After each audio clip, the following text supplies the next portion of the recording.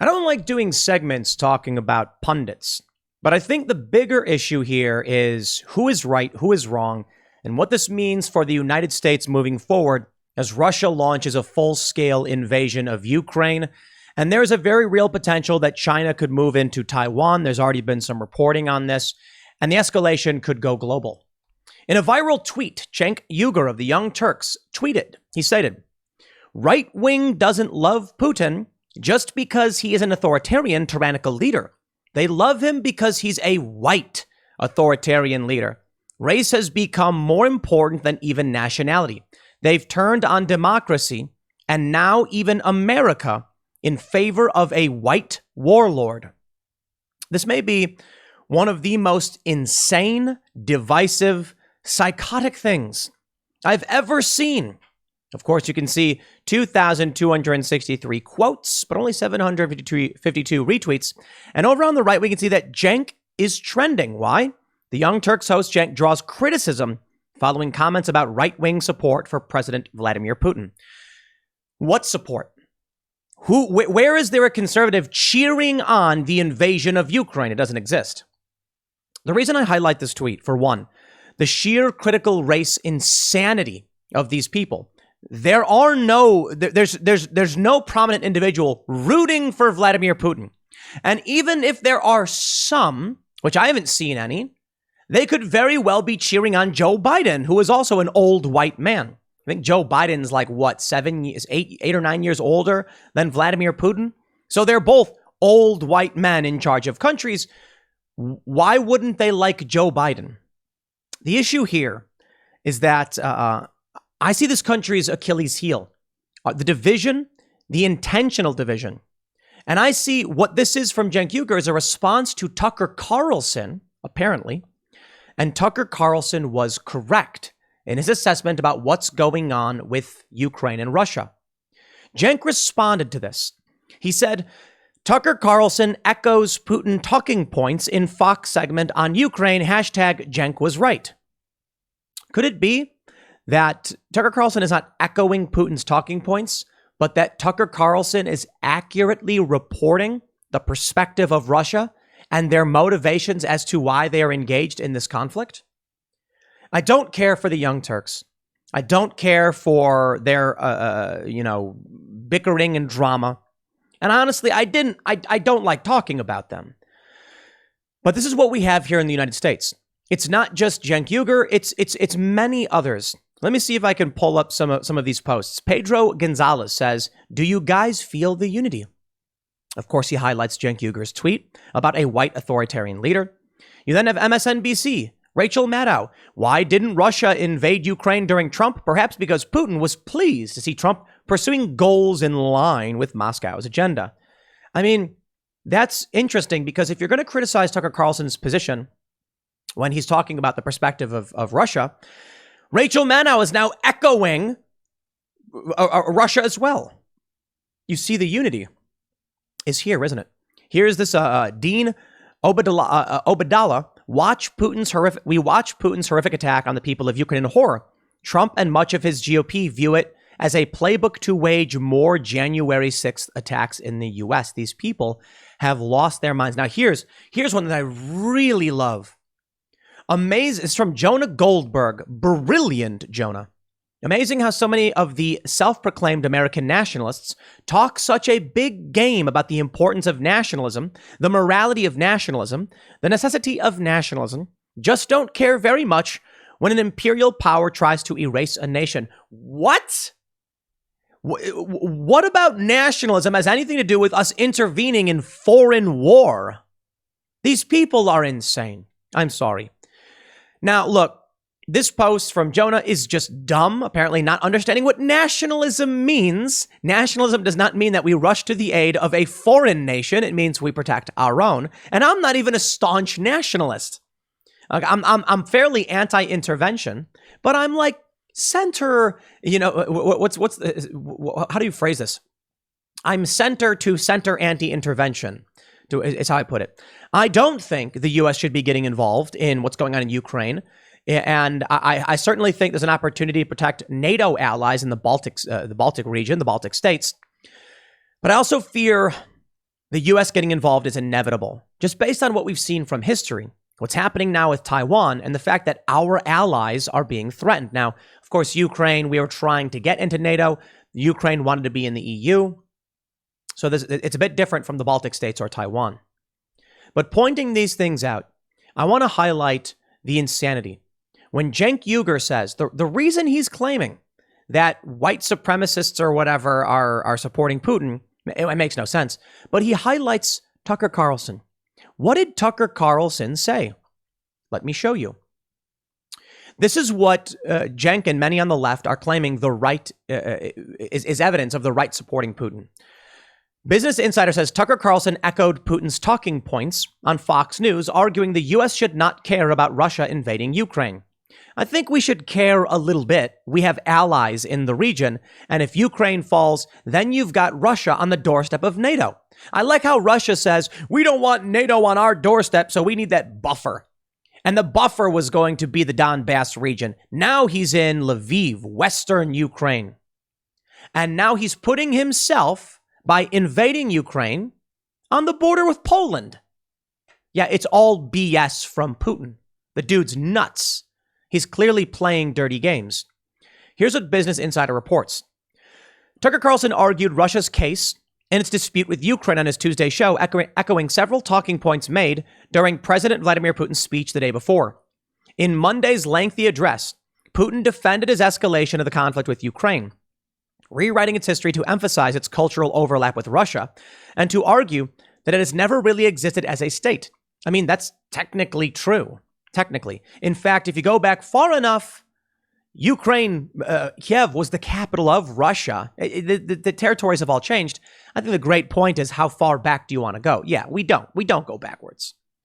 On Fox News, Carlson made strikingly similar points. Both say this is about hating Russia, not defending Ukraine. Quote, Democrats want you to hate Putin. Anything less is treason, said Carlson. It's, quote, that hatred of Vladimir Putin that could tip the situation into war, he said. He went on to suggest that it's China, not Russia, that deserves a robust response from the U.S. Technically, yes, but depends on what that response is. I don't want the U.S. getting involved in all of these foreign wars. It's scary to see where this could go, regardless of what we want to happen. International conflict may just be a reality. I know, a lot of people might not want to hear it. That, he said, is because, quote, he says Putin made a similar claim that NATO doesn't want Russia to exist and so is seeking to punish them. Putin has long bemoaned NATO's policy that any country is eligible to seek membership. That, he said, is because their one and only goal is to hold back the development of Russia, and they will keep doing so just as they did before, even without any formal pretext, just because we exist. They just do not need a big and independent country like Russia around. I don't completely agree with the narrative, but NATO exists because of the Soviet Union for the most part. I believe, for the overwhelmingly most part. So yes, that is the perspective of Russia. And NATO is expanding. NATO is potentially going to induct Ukraine before all this happened, and Russia said no. Ukraine is not a democracy. Putin painted Ukraine in bleak terms, pointing to its political strife, high levels of corruption. He claimed that the 2014 revolution that ousted the pro-president Viktor Yanukovych did not bring Ukraine any closer to democracy and progress. A stable statehood has never developed in Ukraine, he said, saying that its democratic framework is just a cover for oligarchs. He also pointed to attacks on political opponents and media outlets, and he's right. That doesn't mean it's justifying his invasion. It doesn't mean he's a good person. He is playing to the problems of Ukraine to justify military force, which is wrong. But this point is true. Ukraine is run by oligarchs. And the funny thing is, that Putin would have supported any one of these oligarchs who was on his side. So spare me your moral grandstanding, Vladimir Putin. But this point being made by Tucker Carlson is correct. And if Putin is making, that's Putin's statement. Tucker Carlson says something similar. On Tuesday, Carlson said, you can't say it enough. Ukraine is not a democracy, pointing to the same issues. Could it be that these are facts? They are. After the fall of the Soviet Union, oligarchs walked into factories with guns and said, we're in charge now. And the workers there, not knowing who to answer to, were glad to see some leadership and said, whatever you say, boss, you keep the supplies flowing, we'll keep the machines a-running. It's overly simplified, but it's how many of these oligarchs gained their power. There was a vacuum, and they said, I'll fill it.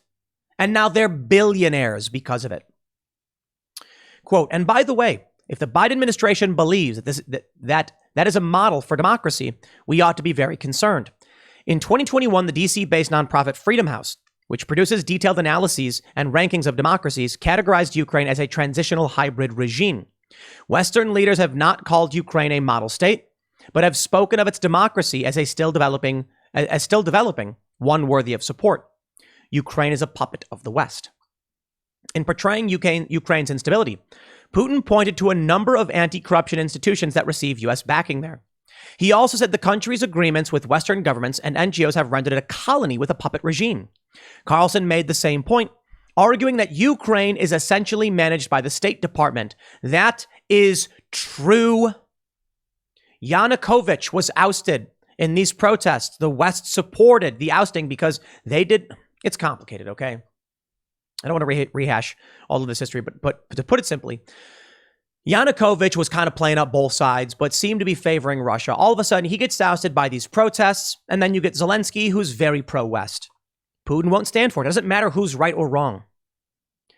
He also said, Carlson made the same point. He later connected Biden's defense of the country to the theory that he is indebted to Ukrainian oligarchs, one of several references to Hunter Biden's former employment with Burisma. President Biden has long denied any business connection to Ukraine, according to the BBC, and insisted that Hunter's activities in Ukraine were nothing to do with him. Lies, lies, lies. How do we know? Because of the leaked emails, because of Hunter Biden's laptop. And boy, did the establishment try to keep that one from you. They don't want you to know that Joe Biden is crooked as they come. Don't believe me? How about I play a video for you? How about I play this here video for you? 1 minute long. Please listen. Convincing us that we should be providing for loan guarantees. And I went over for, I guess, the 12th, 13th time to Kyiv, and I was supposed to announce that there was another $1 billion loan guarantee. And I had gotten a commitment from Poroshenko and from Yatsenyuk that they would take action against the state prosecutor, and they didn't. So they said they were walking out to press conference. I said, no, I said, I'm not going to, or we're not going to give you the $1 billion. They said, you have no authority. You're not the president. The president said. I said, call him. I said, I'm telling you, you're not getting the $1 billion. I said, you're not getting the $1 billion. I'm going to be leaving here. And I think it was, 6 hours? I looked, I said, I'm leaving in 6 hours. If the prosecutor's not fired, you're not getting the money. Well, son of a bitch. Got fired. And they put in place someone who was solid at the time. Well, they made some genuine, substantial changes institutionally and with. So let me break that down for you. Let's say, okay, first, here's a simple version of it. Joe Biden said he was going to Ukraine to announce $1 billion in loan guarantees, but they had to fire the prosecutor first. They hadn't done it. They'd promised that action. So he said, you got 6 hours to do it. Well, SOB, he's gone. And they put in someone solid. Let's say you take that at face value, that there was a corrupt prosecutor and we wanted Ukraine cleaned up. Vladimir Putin sees this and he says, you only have a prosecutor in place, this administration, because the West blackmailed you, dangled money in your face, and demanded administrative changes. Why would Putin not view Ukraine as a puppet of the West when Biden publicly brags about dangling money? Now let's get more serious. This is an illegal quid pro quo. Joe Biden he threatened to illegally withhold aid. He does not have the authority to do that. But he did it anyway. Here's the best part. According to reporting from several sources, namely Matt Taibbi, the prosecutor, Victor Shokin, was investigating Burisma. It's the company where Joe Biden's son was a board member, getting, I believe, around $83,000 per month. Victor Shokin signed a sworn affidavit that he was investigating Burisma, namely their founder, Mykola Zlochevsky, and that the only reason he was fired was because of Joe Biden's illegal quid pro quo. And Donald Trump comes out, watches a video. He watches a video. That's what happened. Donald Trump watched a video of this. He watched this video and said, look into it. So they impeached him. Let me show you what we got. Citizens for Ethics tweeted, don't forget that Donald Trump was impeached the first time after he illegally withheld military aid from Ukraine in an attempt to get them to interfere with our democratic process. My response was, the U.S. doesn't even exist in any meaningful way at this point. The below tweet is disinformation and it only serves to destroy the U.S. I'll tell you what really happened. And there's some information we're missing for sure. Donald Trump saw a video, a meme on Twitter. The meme about Joe Biden saying, well, SOB, prosecutor got fired. It appears Donald Trump didn't even really know what that was about. He was speaking with President, I believe it was Zelensky of Ukraine, and said, did you see this video going around where he said, Biden says something about the prosecutor and there's like Burisma? Why don't you look into that? It was very bland, if anything at all. At the time, Joe Biden was not running for president, and there were no publicly stated ambitions as such. All Donald Trump knew probably was he saw his video on the internet, or he watched Fox News and saw it on Fox News. They then impeached him, claiming that he was trying to interfere with the democratic process, abusing his power, threatening to withhold military aid. The funny thing is, that's literally what Joe Biden did. And they've just projected it onto Donald Trump, and they're using it now to justify the establishment regime policy, the failed policies, the insanity. We've got such amazing tweets here. Siraj Hashmi with the list. He is showing here on the list Walter Shaub, who said Fox News hosts haven't lost their minds. They know exactly what they're doing. They want for America what Putin has, a murderous authoritarian regime. They don't mind the killing, they envy it. They don't mind economic ruin if it comes with unchecked white supremacist rule. I don't know how this country continues to exist. I don't know how any global conflict results in anything other than the U.S. fracturing into probably maybe even 5 different regions. Some people say like 2 regions in a civil war. No, it could be 5. It could be 6. Texas could break off. The West Coast could break off. The heartland, the Midwest areas could break off. The South could break off, and it could just become a fracturing of regional countries. This post is insane. Namely, Cenk Uygur's post is insane. It's just absolutely insane. Here I sit. I say racism is bad. I say Putin is bad. I say the invasion of Ukraine is bad. I say it would be bad for us to get involved outside of defense of the Baltic states, providing weapons. And what does the establishment left say? They're pro-war, or they're blaming white supremacy. Sane, rational people are not here. Reason, out the window. Now, there are a few sane and rational people. This person ain't one of them. This Janelle Forsyth tweeted, this isn't discussed much, but Putin very much benefits from white privilege. I just can't see a scenario in which a black or brown man running Russia would be allowed to invade Ukraine with no devastating consequences. White supremacy will destroy us. I hope this is a fake tweet. I really do. Here's Ben Shapiro. Russia and China are focused on expanding their spheres of influence via aggressive action. The West is focused on expanding its national debt and exploding the gender binary. Whatever advantages we have on an objective level are wildly undermined by our narcissistic idiocy.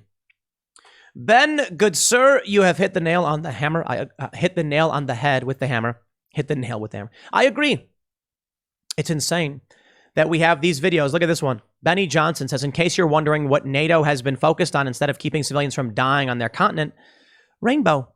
And it is a video about diversity and inclusion at NATO.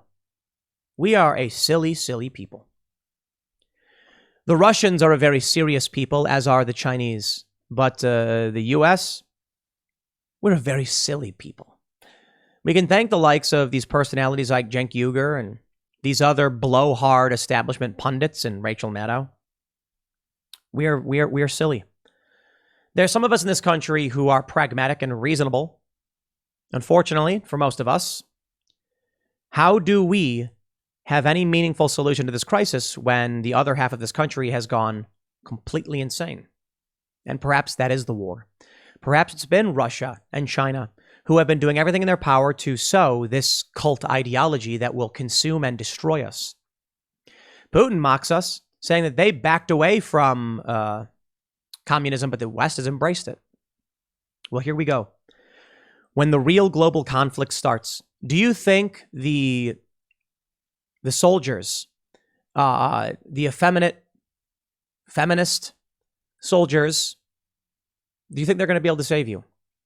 What about the more conservative, headstrong individuals? Well, they're being purged. They're being purged if they have Gadsden flags. They're being purged for not getting vaccinated. So what will we have? We'll have diversity and weakness. Russia won't. China won't. So I think if this really does move forward, hey, it's almost 250 years the U.S. has been around. I hope not. I really do. I'll leave it there. Next segment's coming up at 4 p.m. at youtube.com/Timcast. Thanks for hanging out, and I'll see you all then.